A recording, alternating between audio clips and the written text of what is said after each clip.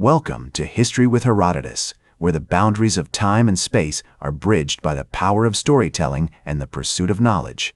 Today, we embark on a fascinating journey to the scorching deserts of Sudan to recount one of the most pivotal battles in the history of colonial warfare, the Battle of Omdurman, fought on September 2, 1898. This clash of empires, ideologies, and military might would change the course of African history forever. In the late 19th century, the world was a tapestry woven from the threads of imperialism, with European powers vying for dominance over vast territories in Africa and Asia. The Sudan, with its strategic location and rich resources, had become a prized possession, contested by the British, the French, and the Mahdist State, a powerful Islamic empire that had risen from the ashes of Egyptian rule. Our story begins in 1881, when Muhammad Ahmad, a charismatic Sudanese leader, proclaimed himself the Mahdi, or the expected one, destined to lead the Muslim world to victory against the infidels. The Mahdist movement, fueled by a potent mix of religious fervor and anti-colonial sentiment, quickly gained momentum, attracting followers from across the Sudan and beyond. As the Mahdist State expanded its territories, it inevitably came into conflict with the British, who were seeking to consolidate their control over Egypt and the Nile Valley. The British government, led by Prime Minister Robert Gascoigne Cecil, was determined to crush the Mahdist uprising and secure the region for British interests. In 1883, a British expeditionary force, led by General William Hicks, was dispatched to Sudan to quell the Mahdist rebellion. However, this initial campaign ended in disaster, as Hicks's army was annihilated at the Battle of El Obeid, leaving the British to regroup and reassess their strategy. Kitchener, with his distinctive mustache and unwavering resolve, was determined to bring the Mahdist State to its knees and secure British dominance over the Sudan. As we move forward in our narrative, we find ourselves in 1896, when Kitchener's army began its methodical advance up the Nile, intent on capturing the Mahdist capital, Omdurman. The Mahdist forces, led by Abdullah al-Tashi, the Khalifa, or successor to the Mahdi, were formidable opponents, driven by their unwavering faith and a deep-seated hatred for their colonial enemies. The armies of Kitchener and the Khalifa were now on a collision course, each determined to emerge victorious in the battle that would decide the fate of the Sudan. As the armies of Kitchener and the Khalifa drew closer, the air was thick with tension, the scent of gunpowder and sweat hanging heavy over the desert landscape. On September 1, 1898, Kitchener's forces arrived at the village of Egiga, just a few miles north of Omdurman, where they began to prepare for the impending battle. The British Army was a formidable force with over 25,000 troops, including infantry, cavalry, and artillery, supported by a fleet of gunboats on the Nile. The Mahdist forces, estimated to be around 50,000 strong, were arrayed before the city of Omdurman, their white banners fluttering in the breeze. The Khalifa, resplendent in his gold-embroidered cloak, rode among his troops, exhorting them to fight to the death against the infidel invaders.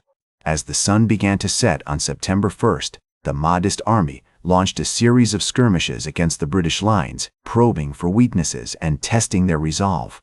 The night of September 1st was a restless one, with both armies on high alert, waiting for the dawn that would bring the battle to come.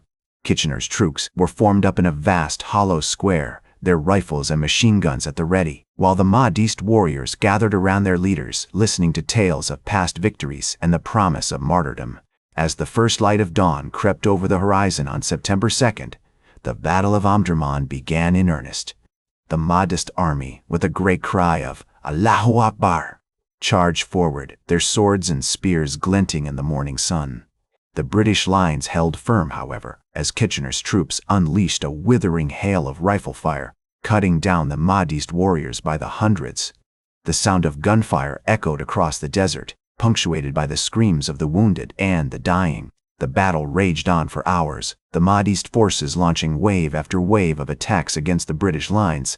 Despite being vastly outnumbered, Kitchener's troops held their ground, their discipline and training allowing them to inflict terrible casualties on the enemy. As the morning wore on, the Mahdist army began to falter, their leaders falling one by one, until, finally, the Khalifa himself was forced to flee the battlefield. By mid-morning, the battle was all but over, the Mahdist army in full retreat, leaving behind thousands of dead and wounded. The British had emerged victorious, but at a cost. Over 400 of Kitchener's troops had been killed or wounded, while the Mahdist forces had suffered losses estimated to be as high as 10,000. As the dust settled on the battlefield, Kitchener rode forward, his eyes surveying the carnage before him, and declared, "The victory is complete, but at what a cost." The city of Omdurman, once the proud capital of the Mahdist State, now lay open to the British, its people cowed and defeated. As Kitchener's troops secured the city of Omdurman, they began to tend to the wounded and bury the dead. The scale of the carnage was staggering, with thousands of Mahdist warriors lying slain on the battlefield. The British army, despite their victory, was also left to grapple with the human cost of the battle, as they mourned the loss of over 400 comrades. In the aftermath of the battle, Kitchener's forces set about consolidating their control over the city and its surroundings, establishing a new administration and beginning the process of rebuilding and reconstruction. The Battle of Omdurman marked a significant turning point in the history of Sudan, as it brought an end to the Mahdist State and paved the way for British rule. The city of Omdurman, once the proud capital of the Mahdist State, was now a conquered city, its people subject to the whims of their new colonial masters. As the news of the battle spread, it sent shockwaves throughout the region, as other African kingdoms and empires began to take notice of the growing power of European colonialism.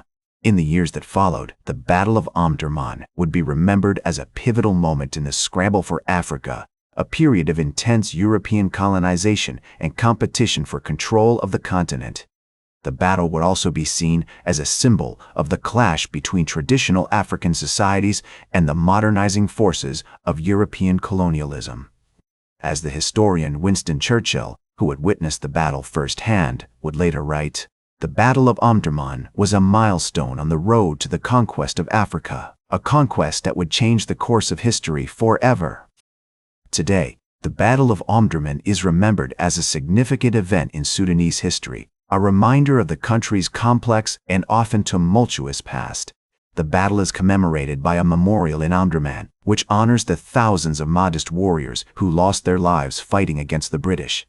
In recent years, there has been a growing effort to re-examine the legacy of the battle and its impact on Sudanese society, with many historians and scholars seeking to challenge the traditional narrative of the battle as a simple victory for British colonialism. The battle marked a turning point in the history of Sudan, a moment when the country's fate was forever changed by the forces of European colonialism.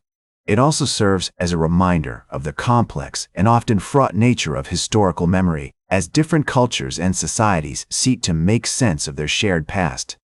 As we strive to understand the present, it is essential that we remember the lessons of the past and work towards a more nuanced and inclusive understanding of history. That's all for today's History with Herodotus. Remember to like, share, and subscribe. And until next time, remember that to understand the present, we must first understand the past.